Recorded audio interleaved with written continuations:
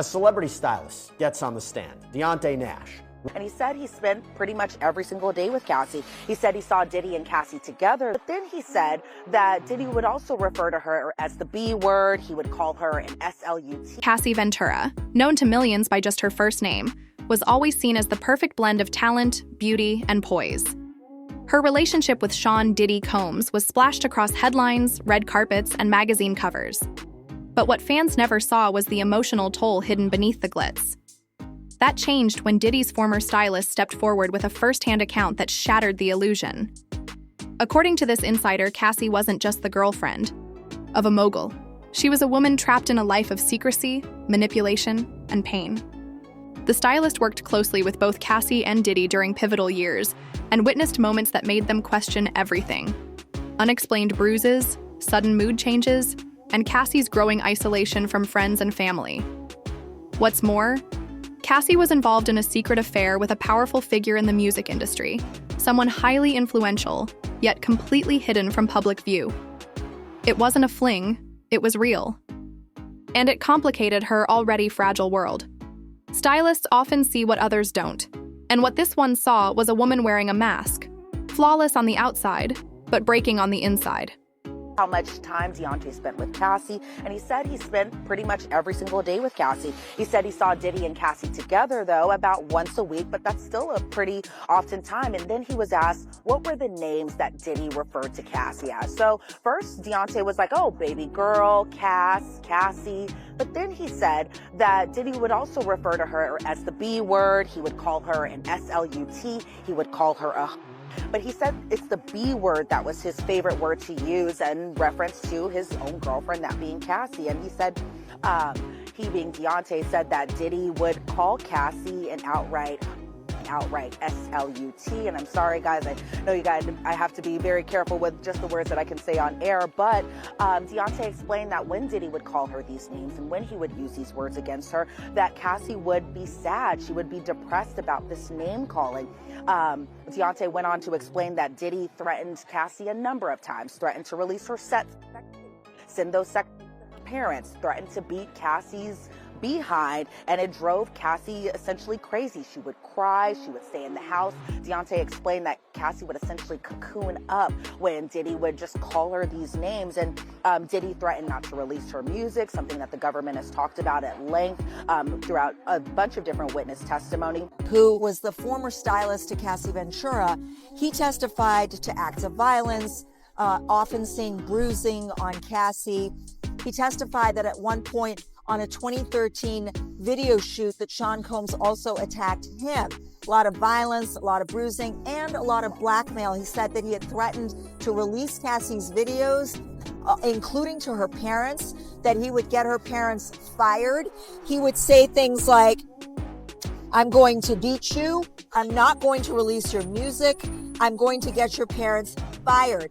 And there were threats of blackmail, essentially, that speak not only to the underlying RICO charge, but also the elements of coercion for the enterprise's purpose of engaging in sex trafficking. You know, he confirmed that Combs helped Cassie's career and also his career. He confirmed that it's common for music labels to control the appearance of their talent. But then he went further to say that Cassie seemed to be the only bad boy talent whose appearance was controlled by Combs. Again, going to that element of coercion. I think this is a witness that the defense can argue is maybe biased, but he was overall a very strong witness for the prosecution. For years, Cassie and Diddy were portrayed as the music industry's power couple. But behind the scenes, cracks had already begun to show. Cracks that insiders like Diddy's longtime stylist noticed early on. Cassie's bright smile often gave way to visible signs of distress. She would show up to shoots with subtle bruises, sometimes withdrawn, her energy flat. These weren't isolated moments, they were part of a haunting pattern. And then came the revelation. Cassie was in a serious secret relationship with another key player in the music industry.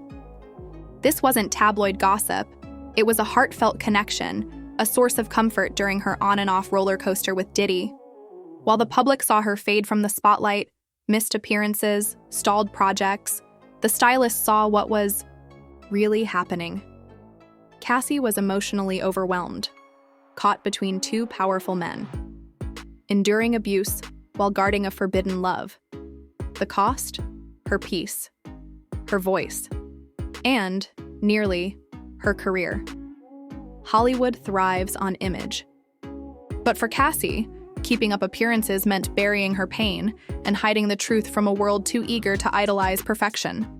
And around this time frame from 2012, 2013-ish, again, when Deontay was still working with Diddy and Cassie, Deontay explained that Diddy threatened to do something to Cassie's parents. Now, they didn't elaborate what this threat was, but I'm sure once we get back from the lunch break, they'll kind of expand more on just that. But it seems like from Deontay's point of view that Diddy threatened Cassie a number of times. Diddy even threatened Cassie and Deontay that Cassie couldn't go out with Deontay and that she needed to bring her behind home, essentially, and that Cassie again would be referred to as the B word, and that Cassie would have to essentially do whatever Diddy said, whether it was how her appearance looked, whether her hair was down a certain way, whether it was up a certain way. And so I think as far as just the direct examination goes, yes, we did have a funny moment at the beginning of testimony, but really just getting into just kind of the weight of the testimony, it seems that Deontay is kind of, in essence, kind of giving more credibility to a lot of the other witness testimony, just about how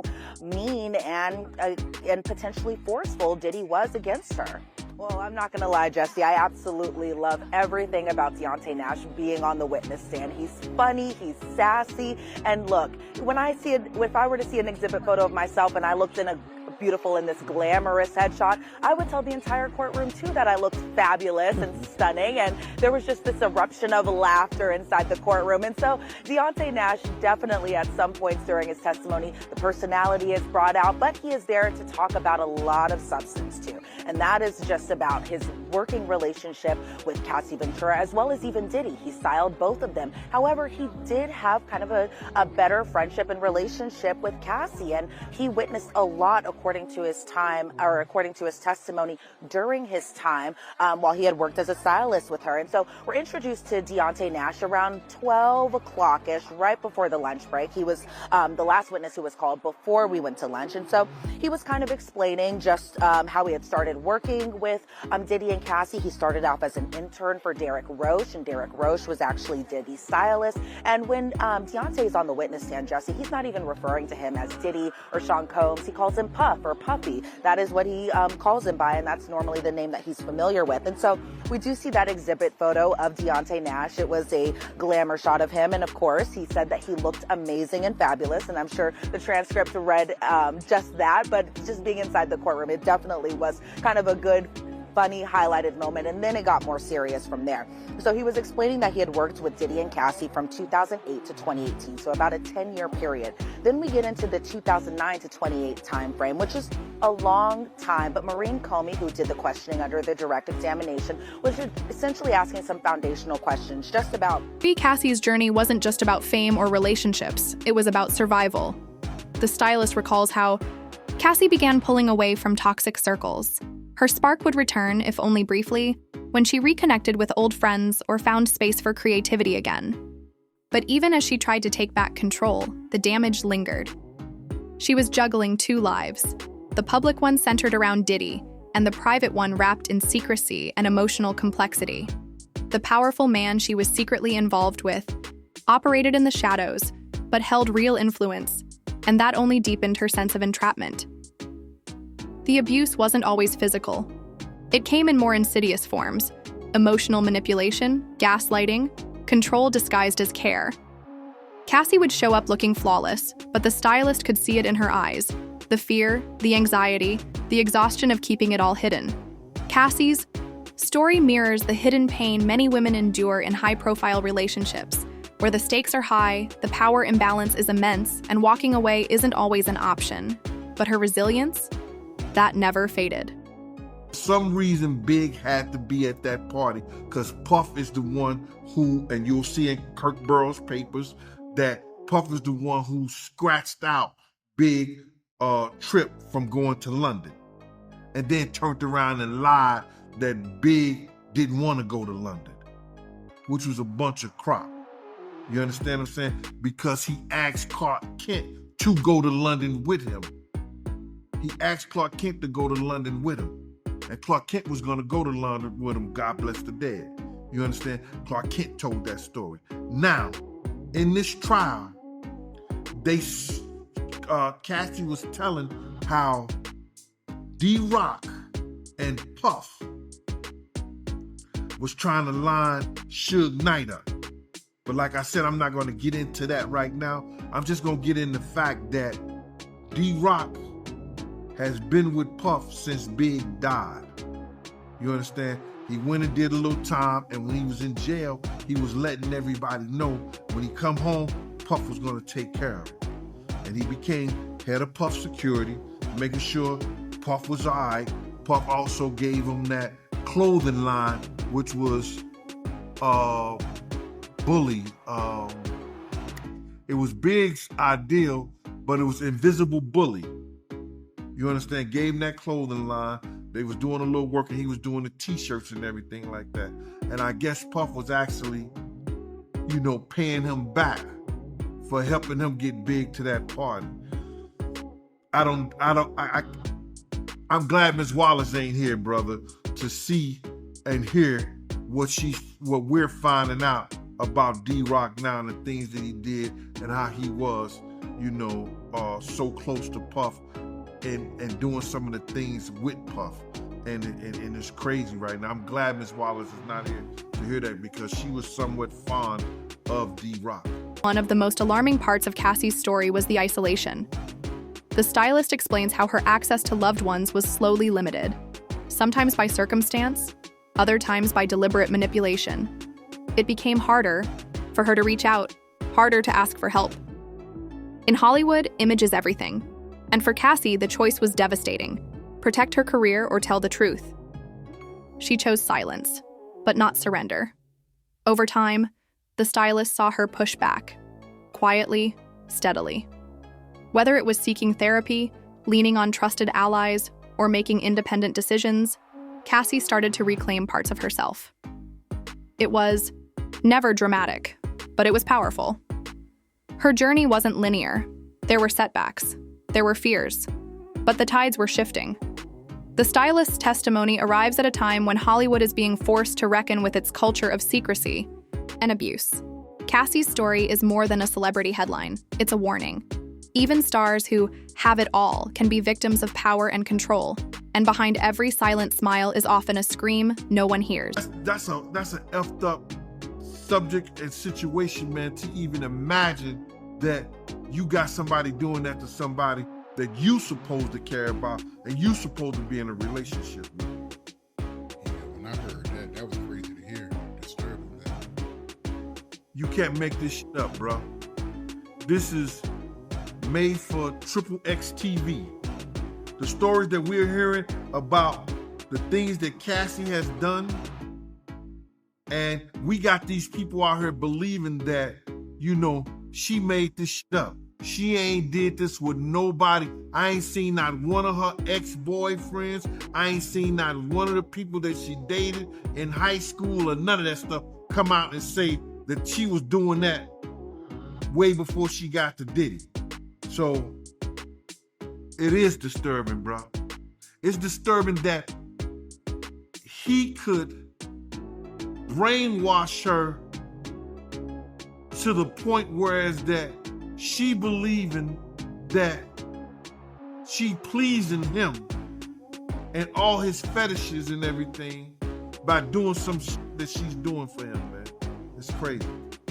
Yeah, she testified that Diddy, he'll rub male escorts cum on his nipples. Bro, what do you want me to say about that? That's some nasty, perverted shit. You know what I'm saying? Bro, when you that high and you into that, to me, that's the demonic, bro. That's some old crazy otherworld shit. Excuse me for my language. That's some crazy otherworld stuff that people in their right minds don't even think of stuff like that, bro. People that's not in a whole sense of being perverted, that's XXX type of shit, man. That's stuff that normal people don't even think of, man. How high do you get that you want another man